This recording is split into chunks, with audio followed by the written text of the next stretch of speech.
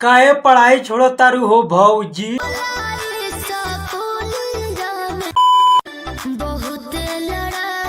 चढ़ल जवानी में आँख में काजर लगा के ओठ में ओठलाली लगा के स्कूल में पढ़े जइबू तो मार होकबे कर।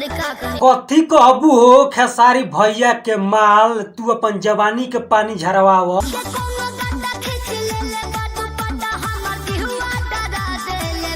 4 बजे भोर में कुल खेत में पढ़े जइबू तो दुपट्टा तार घिंचबे करिए सब।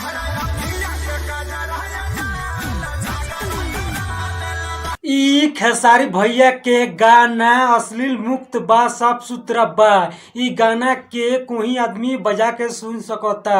ई गाना पारिवारिक बा।